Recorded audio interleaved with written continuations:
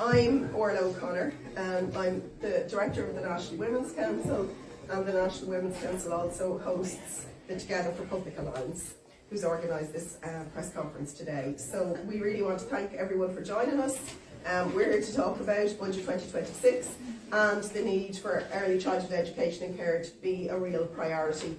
We're representatives of the Alliance. The Alliance is a group made up of now more than 40 different organisations representing children, men, women's groups, children's rights groups, academics, trade unions, equality and anti-poverty groups. And we're all very united in our call that early childhood education and care should be public, it should be universal, affordable and inclusive of every child and family throughout the country. Really delighted to be joined by people from the Alliance, and I'll introduce you to them in a few moments when they're going to speak. So as we approach into Budget 2026, this is the first budget of the new government. And well, they're not new anymore. We're calling on all members of the government to treat investment in the early years sector as the priority that it needs to be. The government, as you know, during the course of the general election, early years education and care was a priority for all parties in the election, and they all made promises, and some of those promises are now in the programme for government. So we really want to put pressure on the government to live up to them, and because they have to start to roll them out in this first budget. So we know that state investment has more than doubled, so there is significant investment going into the sector, but we're still seeing the impact of the crisis, and for many families things haven't got better at all. Although some costs have come down for some families, they are still way too high. Average costs are a very long way off from the government promise of €200 per month, and that's only for families who can actually get a place. For many families around the country, they're facing waiting lists, lack of places in their area. And this is particularly so for marginalised families, where places can be even more difficult to access. For example, if you live in a rural area, or also for lone parents, for traveller families, for migrant families who don't have family care networks to rely upon. So they really need the state provision there. Educators continue to be underpaid and undervalued. The ERO rates are just too low, and there's a recruitment and a retention crisis across the sector.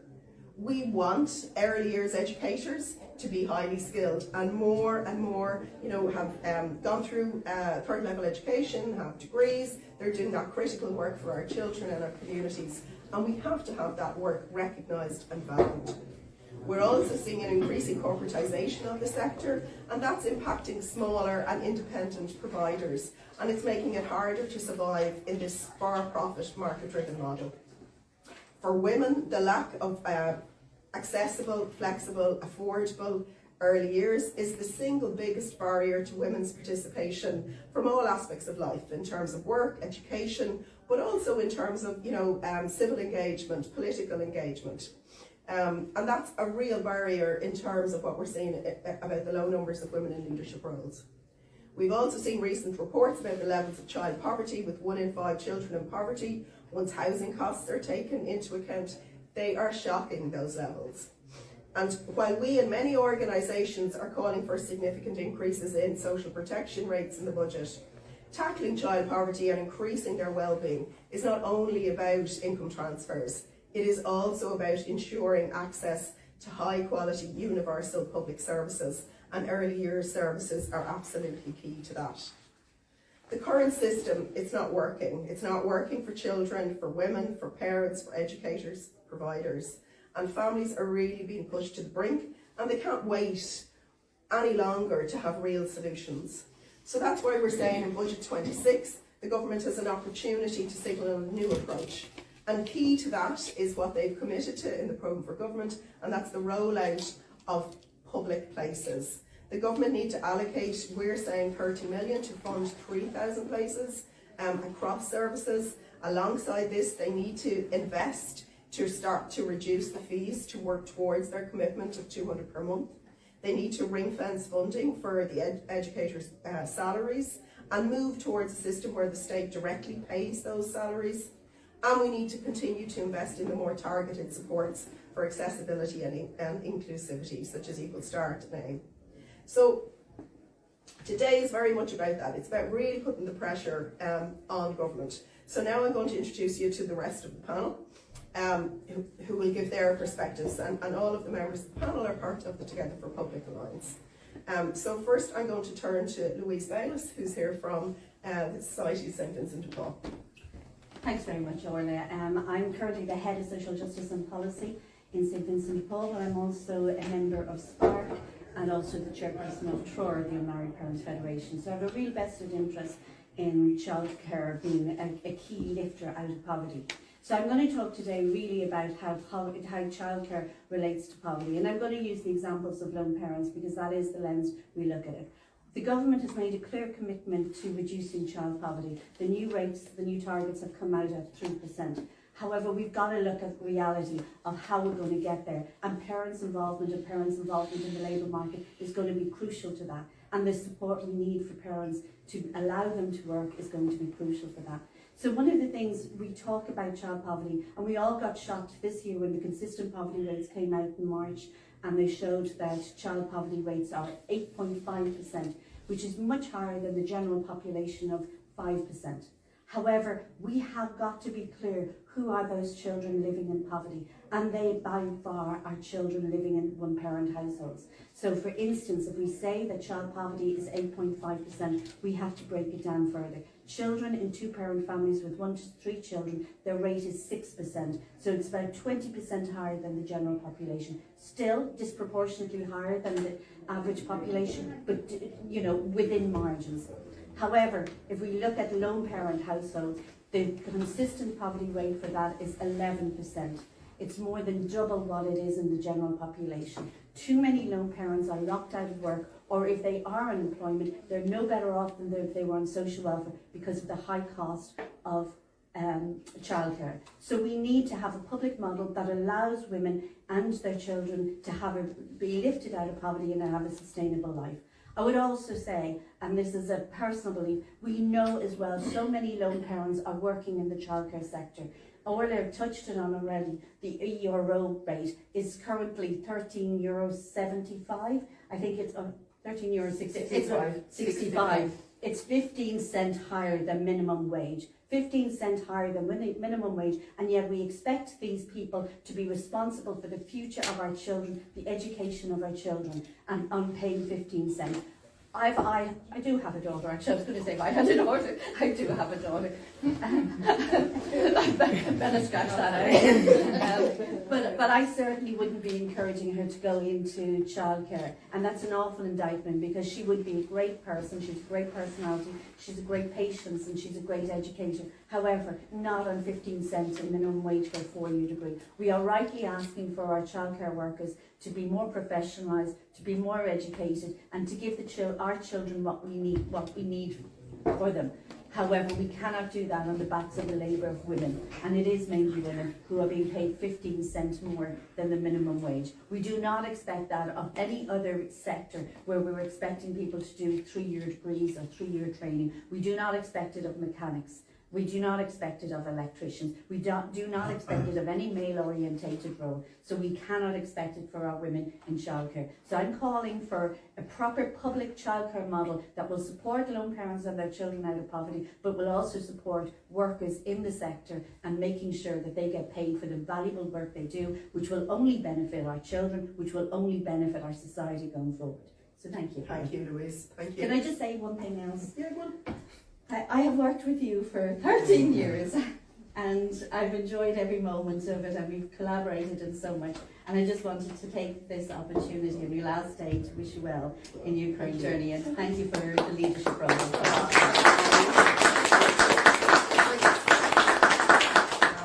And I was just saying earlier on this issue, I came into the Women's Council talking about childcare and the need for public childcare. And it really is infuriating that we are here still doing that while things have got a little bit better, but they certainly are not good enough. Okay, I'm now going to turn to Minna Murphy from Kildina Preschool. Thank you. Hi everybody, thanks for coming. My name is Minna. I am a provider. I own 2 preschool services and after-school service. And maybe the main reason why I'm here is my background. I'm from Finland, where I have seen how the public model works for parents, for affordability and accessibility, for children's rights to have the access for early years, quality early years care, for the providers, where in a public model in Finland, private providers work hand in hand with the public providers. And then for the employees, where the salaries are higher than here, as well as there is a pay scale for everybody. So it doesn't matter if you work for a private or if you work for a council. The law is the same in your salaries and all the benefits that you have, and the same is for the children or for the families.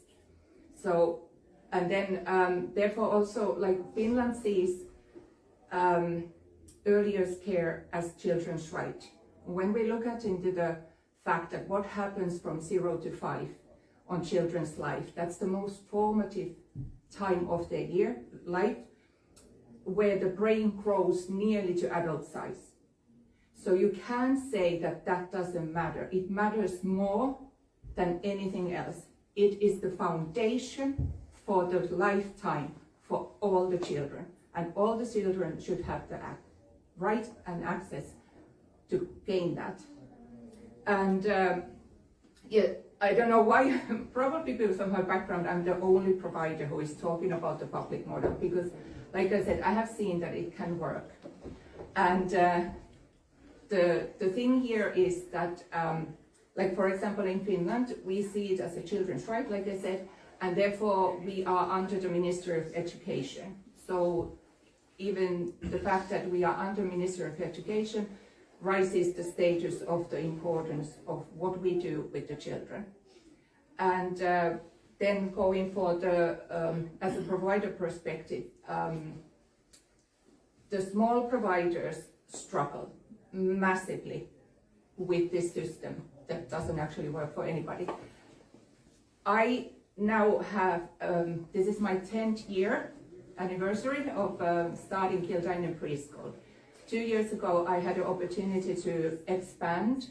So I opened my second preschool and I started after school, first ever after school service in our village. Now I'm in a position to pay myself managerial salary, and I am in a position to pay higher salaries for my staff. I was not supported and able to do that when I was just one service provider. So hopefully Ireland will also see that, like so many other European countries, public model is the way to go forward with the early years. Thanks. Thank you. So now I'll turn to Avril Greene, who's here from SIPTU. Hiya. I'm delighted to have this opportunity to speak as chairperson of SIPTU's Early Years Union National Committee and on behalf of our members around the country. SIPTU represents thousands of early years professionals who work in early years, after school settings as educators, lead educators, deputy managers and managers. I'm a graduate lead educator in the community service in Mayo, and I'm here to highlight the importance of our role and to call on government to properly invest in our paying conditions of employment. As educators, we shape children's development at such a pivotal time in their lives, as mentioned before. Through our work and the consistent relationships that we've formed with the children in our settings, we create the building blocks for a healthy, happy and confident adulthood. It is these consistent relationships between children and their educators that is key to the delivery of quality early childhood care and education. However, this quality is hampered by staff turnover. A core aspect of the crisis in early years across the country is the high level of staff turnover caused by low pay and poor conditions of employment. Stress and burnout are big issues in the sector caused by the staffing crisis. Without proper paying conditions that reflect the vital work that we do, our experience and our qualifications that we hold, the entire sector will continue to be in crisis. The current system has been said over and over is not working. It's not working for educators. 3 years on from the first euro pay deal, we're currently on 13.65, 15 cent above the national rate. This was supposed to increase to €15, and we are still waiting, and the educators are becoming more and more frustrated, especially by the JLC process. This is not how professionals who nurture and shape the development of the future generations should be treated. 45 million state funding was ring-fenced for pay, was available from the 1st of September, but for every week that goes by for the new rents to become law, 800,000 is being sent back. I mean, this is not right. The funding was ring-fenced for educators' pay and should have been in our pockets from September, and it's still not there. The JLC system is not working for educators, and it's not working for the sector. Educators are losing out, but also the progressive employers, such as Minna sitting here beside me, they're losing out, and they're paying above minimum rates of pay, and they're losing the funding because it hasn't been sorted. The JLC employer representatives at the pay talks have to be called out for the day that's been in the process. The employer representative must approach the next round of pay talks with the intent of doing the deal on time to ensure that this doesn't happen again. As we approach budget day, we are calling on the government to provide a new allocation of ring-fence funding for pay. Our union SIPTU is calling for a further 10% increase in pay and higher rates for conditions, qualifications and experience in budget 2026 as an estimated cost of 130 million. We also want to see the government open the first state-run early years service in 2026 in Ireland. Over the lifetime of this government, we are calling for greater state intervention where the state takes over responsibility for wages, just like teachers. It is the only way the state can ensure that public funding goes directly into to the educators. Only the government has the resources to bring the wages and conditions of employment to a level commensurate with their skills, qualifications and experience. Without educators, there is no early years sector. So today I'm calling for action from the government both in budget 2026 and to start planning for a better system in the long run. Thanks, Now we have Professor Mathias Urban from DCU. Thank you. My name is Mathias Urban. I'm Professor of Early Childhood Education at Dublin City University, and I'm the Director of the DCU Early Childhood Research Centre. We research early childhood education and care systems nationally and internationally, and we provide evidence and advice to governments and to international organizations, including the European Commission and UNESCO and others, on how to develop early childhood systems that result in better outcomes for children, for families and for society. We know, we heard from the panel that the system we currently have in Ireland is not working from any way you might look at it. We do know from international evidence that public responsibility and more hands-on government involvement in early childhood education and care services provides better outcomes for children, for families and for societies. This is a children's rights issue. Already in 2005, a general comment to the United Nations Convention on the Rights of the Child stated that education begins at birth and it includes the right to early childhood education and care. Ireland is a signatory to the United Nations Convention on the Rights of the Child. Currently, there are developments underway internationally in the European Union. For instance, Ireland is required to implement what's called the European Child Guarantee that requires countries to provide free early childhood education and care, especially with a view on poverty. And there is a process underway at the United Nations Human Rights Council to establish early childhood education and care as a universal right for each and every child in this world. Ireland made a tectonic shift years ago, many years ago, when it introduced free secondary education for all children. It was a massive transformation of society. We need this moment again. We need this kind of transformation. What we're talking about is obviously investment. We're talking budget.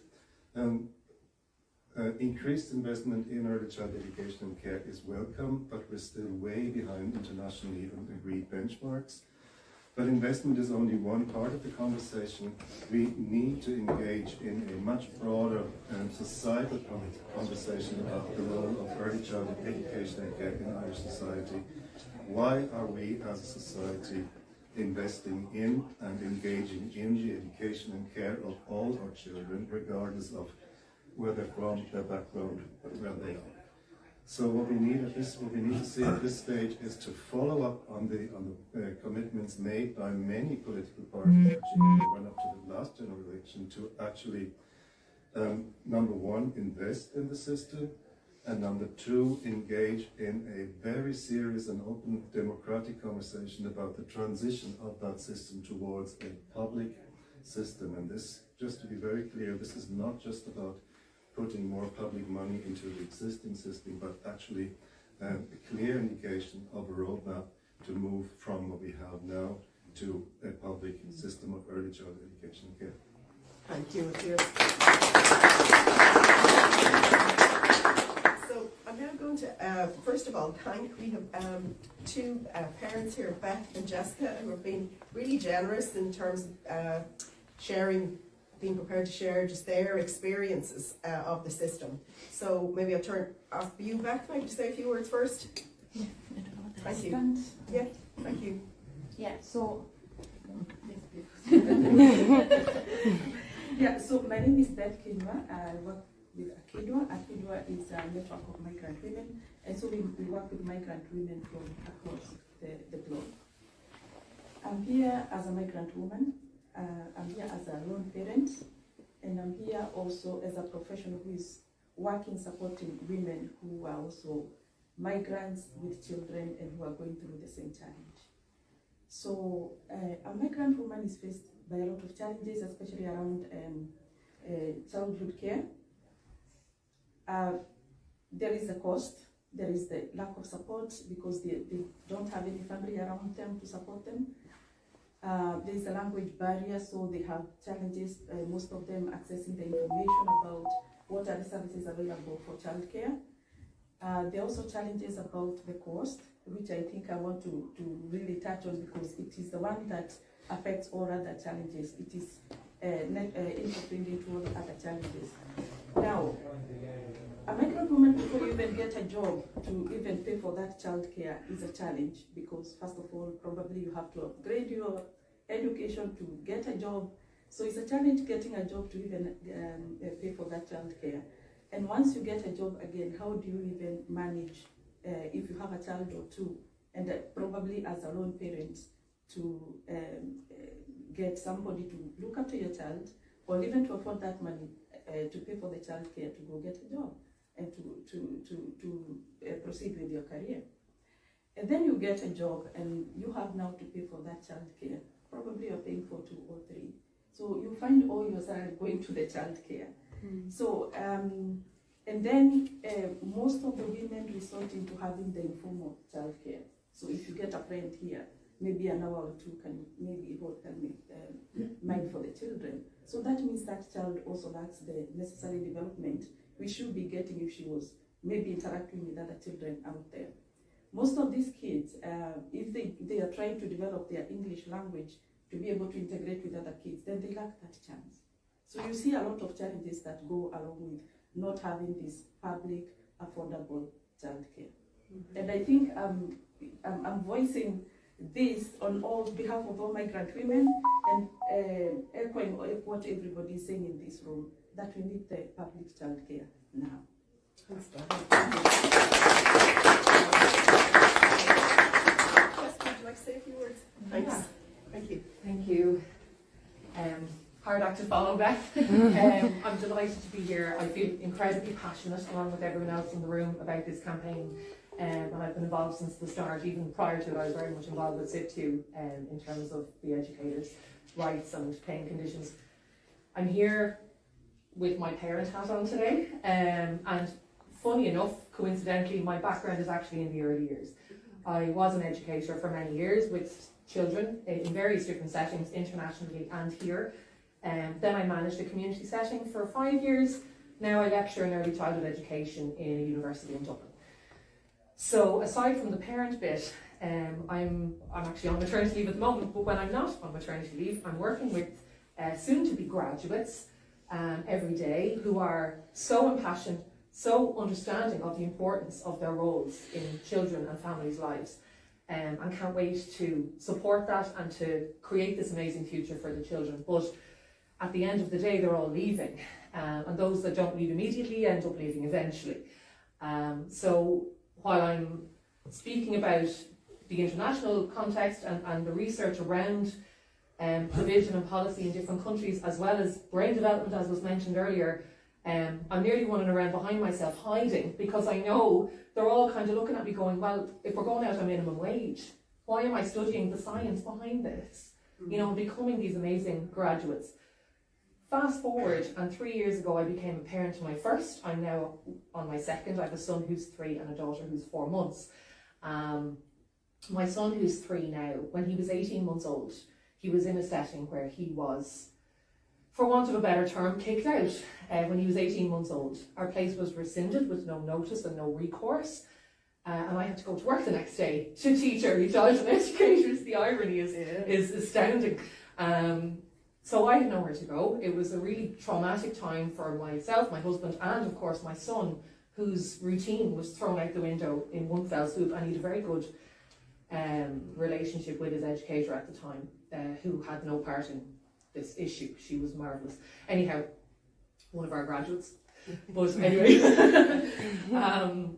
so we were left with nothing as a family who essentially needed childcare. We both work full time. We have no choice in that, otherwise the mortgage doesn't get paid. So now we're on to the point where we have our second child, and we're so lucky to have our 2 wonderful children. She's 4 months old, as I said, and when I return to work, we need childcare for both of them, because my older son isn't at the point of primary school yet. So we're going to be paying in and around 12 to 1,500 euro a month with the subsidy applied. That's with, now we qualify for the universal subsidy. So with the government subsidy, this is our fee. I don't know quite how we're going to manage it, but we have to, because we both have to work. And it's not just the fact that we have to work, but it's this, what was talked about earlier, of women being able to continue in the labour force, be in leadership positions. And again, the irony of me wanting to go back and train our early childhood educators. So it's so multifaceted. Apart from the affordability, we've the inclusion aspect of my child being excluded for no valid reason. We're lucky now we have him in a setting. It's a private full day setting. They are marvellous, and he's very happy there. The educators there are very knowledgeable, brilliant day to day. However, we had no choice. We took what we could get. So parents have no choice. We've no affordability. We've a lack of access in instances like this where your place can be rescinded with no recourse. I went to the various different figures of authority at the time, like TUSLA, like the childcare committees, who do their very best, but did not have the power to really help me address the issue. So I had nowhere to turn, nowhere to go, and we were stuck. So I suppose that's my story.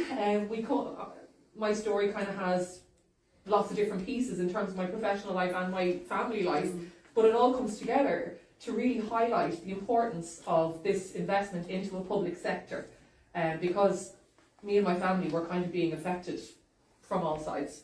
So that's... Thank you.